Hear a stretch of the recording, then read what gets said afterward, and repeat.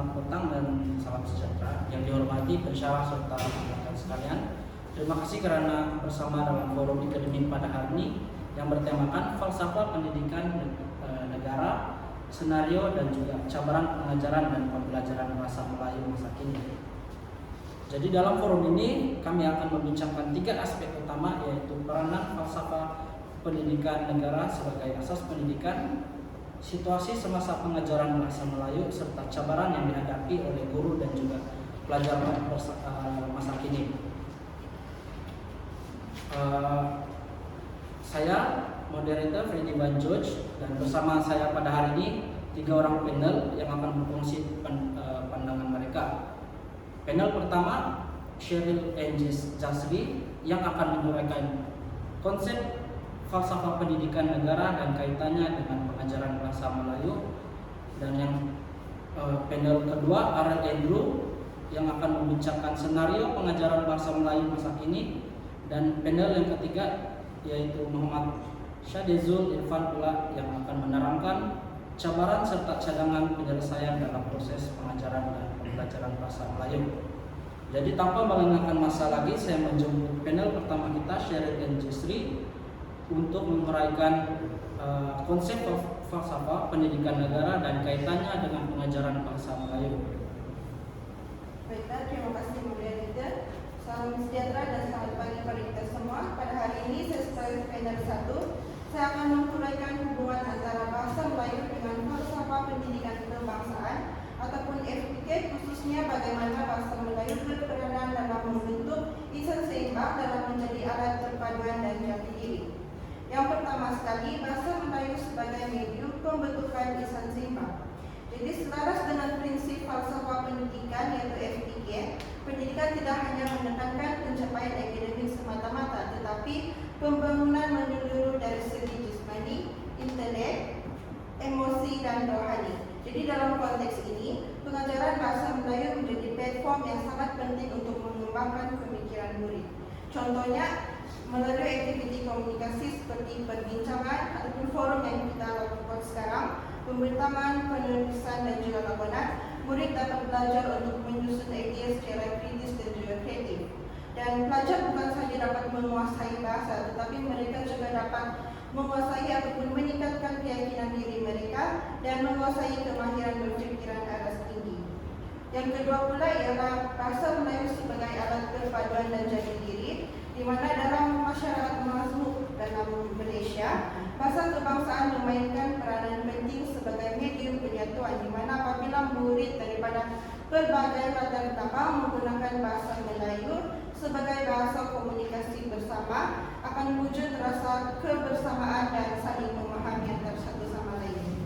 Contohnya di sekolah, penggunaan bahasa Melayu membentuk identiti nasional dan menanam rasa bangga terhadap warisan budaya. Murid belajar untuk menghormati kepelbagaian sambil berkongsi nilai sejagat seperti toleransi dan kerjasama, dan hal ini menyokong maklumat pendidikan untuk melahirkan warga negara yang berakhlak, beridentiti nasional dan mampu hidup dalam masyarakat yang harmonis.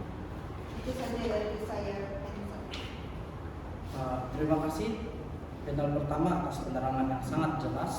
Seterusnya saya akan menjemput panel kedua untuk membincangkan senario pengajaran bahasa Melayu masa kini.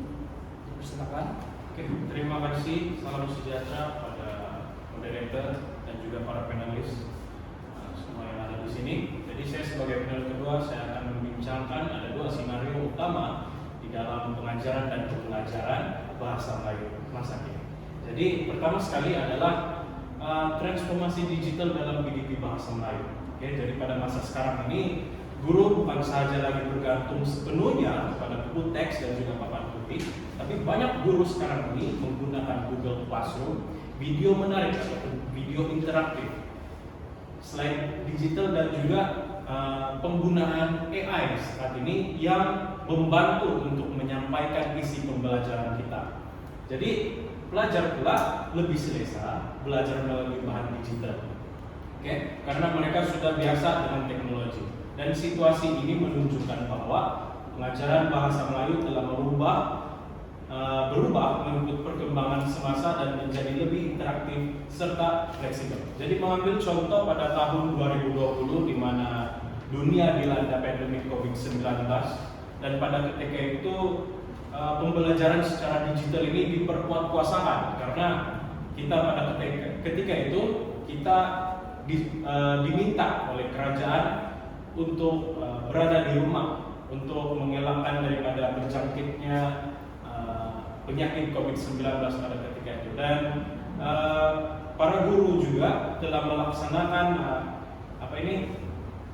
penggunaan Google Classroom untuk membantu pembelajaran para pelajar yang ada di rumah. Jadi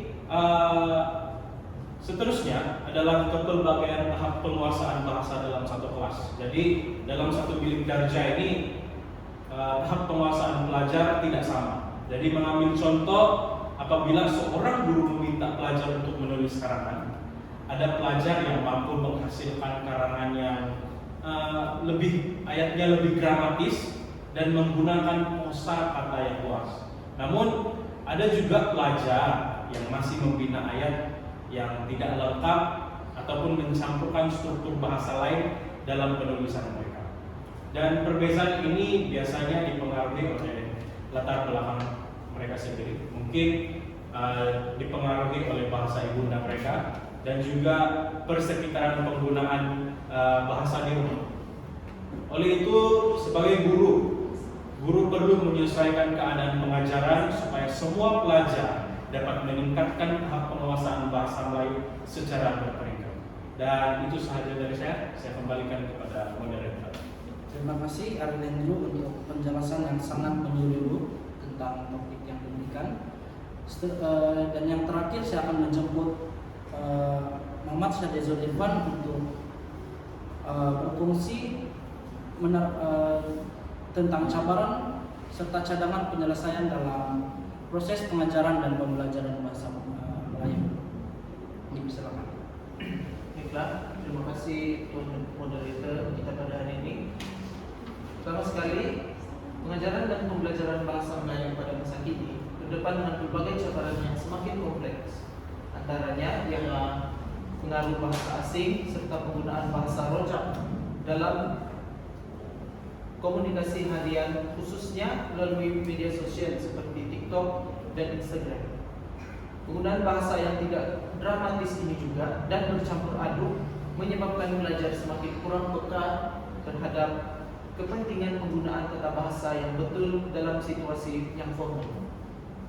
Selain itu juga, minat membaca dalam kalangan pelajar juga semakin merosot. Mereka lebih cenderung kepada hiburan digital seperti video pendek dan permainan dalam talian berbanding bahan bacaan ilmiah seperti buku dan jurnal. Keadaan ini juga secara tidak langsung telah menjejaskan penguasaan kosakata serta kemahiran membina ayat yang baik dan tersusun. Tanpa amalan membaca yang konsisten, sukar untuk belajar bagi menguasai bahasa Melayu dengan cemerlang. Cabaran lain yang tidak kurang pentingnya juga ialah perbezaan latar belakang belajar serta persepsi bahawa bahasa Melayu kurang penting berbanding bahasa yang lain. Hakikatnya, bahasa Melayu ialah bahasa kebangsaan dan bahasa perpaduan negara kita. Jika sikap ini berterusan, usaha untuk memartabatkan bahasa Melayu akan menjadi semakin mencabar. Baiklah, bagi mengatasi isu ini pula, sebagai guru, mereka perlu lebih kreatif dan inovatif dalam merancang pengajaran, pengintegrasian teknologi serta pendekatan pembelajaran abad ke-21 seperti pembelajaran kolaboratif dan berasaskan proyek perlu diperluas supaya PDP lebih interaktif, menyeronokkan serta relevan dengan dunia belajar. Dalam masa yang sama juga, budaya membaca perlu diperkasa lagi melalui program galakan membaca di sekolah agar pelajar dapat memperkaya kosakata dan meningkatkan kemahiran berbahasa mereka lagi. Selaras dengan hasrat Kementerian Pendidikan Malaysia dan aspirasi falsafah pendidikan kebangsaan, bahasa Melayu haruslah diperkumpul sebagai medium pembinaan saksiah, identiti nasional dan perpaduan negara, bukan sekadar untuk tujuan peperiksaan semata-mata. Oleh itu juga semua pihak perlu berganding bahu dalam memastikan bahasa Melayu ini terus dimartabatkan lagi dan relevan sepanjang zaman. Sekian itu saja daripada saya. Terima kasih. Terima kasih Muhammad Sadizul Irfan yang telah memberikan penerangan yang sangat jelas. Dan untuk masa sekarang kita sudah memasuki sisi soal jawab dan saya akan bertanya kepada setiap panel. Untuk panel pertama, bagaimana bahasa Melayu membentuk insan yang seimbang selaras dengan falsafah pendidikan negara? Baiklah, terima kasih moderator. Berbalik kepada definisi falsafah pendidikan kebangsaan, falsafah pendidikan kebangsaan ini merupakan satu dasar utama pendidikan di Malaysia yang bertujuan untuk melahirkan insan yang seimbang dari segi jasmani, emosi, rohani dan juga intelek. Jadi bahasa Melayu, bagaimana bahasa Melayu ini berhubung kait dengan FPK adalah melalui seperti yang saya sudah uraikan tadi, melalui aktiviti komunikasi seperti perbincangan, pembentangan dan penulisan, di mana dalam aktiviti ini murid dapat belajar untuk menyusun idea secara kritis dan juga kreatif. Di samping itu, aktiviti ini juga melibatkan aktiviti fizikal yang menyumbang kepada perkembangan fizikal jasmani pelajar. Terima kasih. Seterusnya saya akan memberikan soalan kepada panel kedua, yaitu Ariel Andrew. Berdasarkan skenario yang sudah Anda berikan tadi, bagaimanakah skenario ini boleh selari dengan falsafah pendidikan kebangsaan? Oke, terima kasih moderator. Terus akan menjawab soalan tersebut. Jadi falsafah pendidikan kebangsaan ini menekankan pembangunan insan secara menyeluruh dari segi intelek, rohani, emosi, jasmani dan juga sosial. Jadi transformasi digital ini membantu perkembangan intelek melalui akses kepada berbagai sumber ilmu. Jadi pengurusan kelas yang mengambil kira perbezaan tahap pula menunjukkan usaha membentuk individu yang seimbang dan juga inklusif. Ini selari dengan matlamat untuk melahirkan insan yang berilmu, berketerampilan dan mampu menyumbang kepada masyarakat. Terima kasih Ariel Andrew. Dan untuk soalan terakhir yang saya akan berikan kepada panel yang ketiga, Muhammad Sadizul Irfan. Berdasarkan cabaran yang sudah Anda catatkan tadi, apakah cabaran utama yang terdapat dalam pengajaran bahasa Melayu masa kini? Baiklah, terima kasih Pak Moderator. Seperti yang saya sudah jelaskan tadi, pada pendapat saya, cabaran utama ialah seperti pengaruh bahasa rojak dan bahasa asing melalui media sosial, kurang minat membaca dalam kalangan pelajar, serta terdapat juga persepsi bahwa bahasa Melayu dianggap kurang penting berbanding bahasa-bahasa yang lain.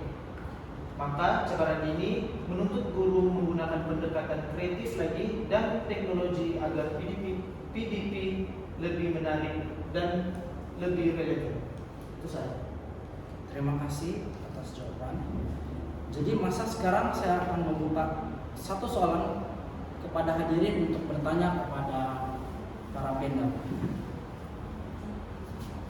Soalan saya, dalam kelas yang mempunyai pelajar yang berbeza tahap, apakah pendekatan yang sesuai untuk membantu pelajar yang lemah tanpa mencerdaskan pelajar yang sudah mahir?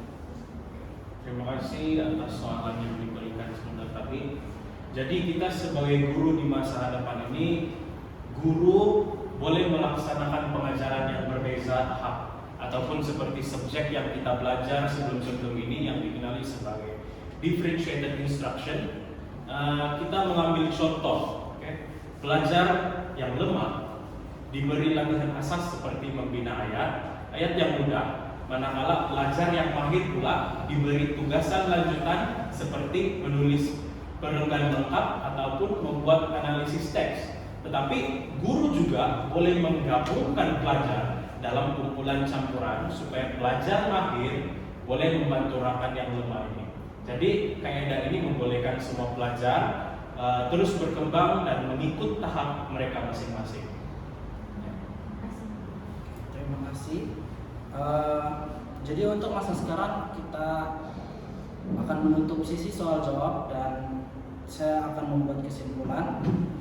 Tapi sebelum saya membuat kesimpulan, saya ingin berterima kasih kepada para panel dan juga para hadirin yang sudah menjayakan forum kita pada hari ini. Dan untuk kesimpulannya, jelaslah bahwa falsafah pendidikan negara menjadi asas utama dalam membentuk insan yang seimbang melalui pengajaran bahasa Melayu. Dalam menghadapi transformasi digital dan kepelbagaian tahap penguasaan belajar, guru perlu jadi lebih kreatif serta fleksibel dalam melaksanakan strategi dan PDP dalam kelas.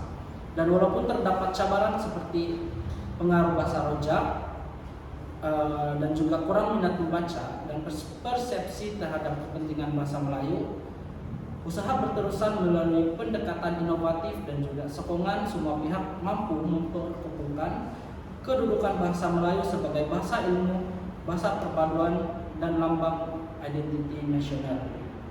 Jadi sampai sini sejak forum kita pada hari ini. Sekian dan terima kasih.